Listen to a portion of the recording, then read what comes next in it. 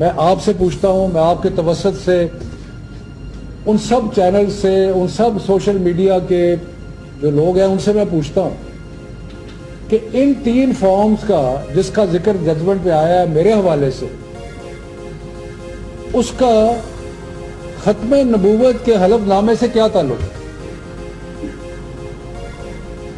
खत्म नबूवत का हलफनामा नॉमिनेशन फॉर्म का हिस्सा था, जो कि फॉर्म नंबर 9 था, और ये है फॉर्म 23, फॉर्म 27 और फॉर्म 27 जो कुल टोटली माली मामलात के बारे में था।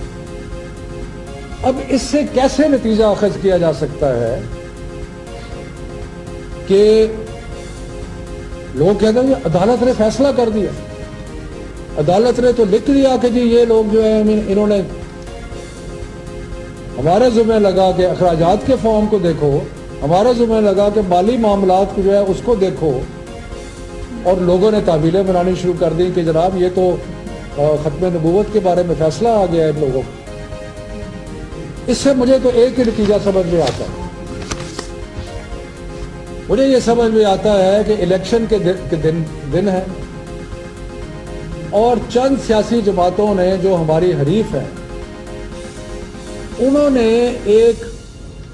नाजायज इंटरप्रिटेशन करके कोशिश की है कि इसका मलबा मेरे पे जाती तौर पे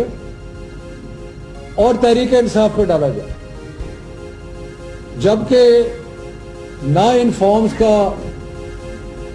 हलफनामे के साथ कोई ताल्लुक है, ना उसका जो नॉमिनेशन फॉर्म है उससे कोई ताल्लुक। शफकत महमूद न्यूज कॉन्फ्रेंस कर रहे हैं, आपने मुलाहिजा